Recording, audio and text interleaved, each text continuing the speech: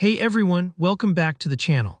Today I'm going to walk you through the process of creating a modern, interactive slider right inside Figma using the latest methods.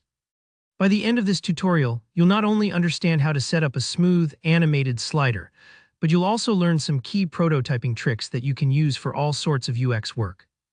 Alright, let's dive right in. First off, I've already got a few basic shapes ready to go. If you're following along, you can quickly draw out rectangles or circles, whatever you want your slider to look like. The idea here is to save a bit of time focusing on the mechanics today, rather than the visuals, which you can always come back and polish later. Once your slider shapes are in place, select all of them together. An easy way to do this is by clicking and dragging over them, or holding down Shift and clicking each one. With everything selected, we're going to create a component set. This is a crucial step because components allow you to set up smart, interactive states, and a set lets you show the slider's movement, like sliding between multiple options. So just right-click and choose Create Component Set. If you haven't done this before, don't worry. You'll see each slider state is now grouped in a tidy purple bordered package. Now for the fun part, making the slider move.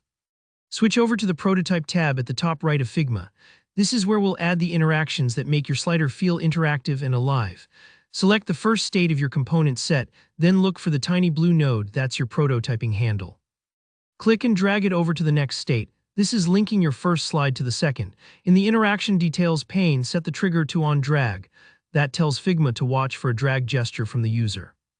Right below, set the action to Change to. This tells Figma which state to switch to when the user drags. For the animation type, choose Smart Animate. This is what makes your slider move smoothly instead of just snapping in place. And here's a pro tip. Under Animation, pick Gentle and set the duration to 1000 ms. That's just 1 second, but it gives a nice, deliberate slide instead of something too abrupt. Now let's add another interaction. Click back onto the second state and repeat the same process. Drag the prototype handle to the third state, set it to On Drag, and use Smart Animate again with the same gentle 1000 ms setting. Doing this for each state ensures your prototype is interactive at every point, letting the user drag forward to each new position. To make your slider loop back to the beginning, we'll add one final interaction. On the last state, drag the handle back to the first state and apply the same settings. This way, as soon as the last slide is reached, the user can drag once more and continue right from the start, perfect for showcasing endless carousels or highlighting multiple features in your app design. With all those interactions set up, it's time to see your work in action. Open your Assets panel and drag your component into a frame, just like placing a sticker on a page.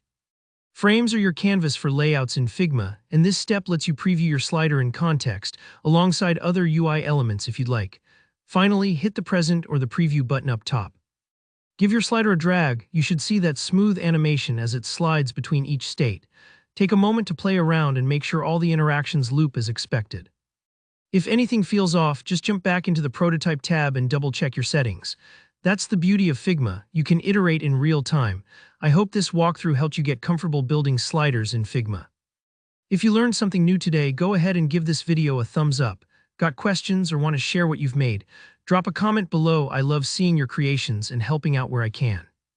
And if you want more tips like this, make sure to subscribe so you don't miss the next tutorial. Thanks for watching. Happy designing.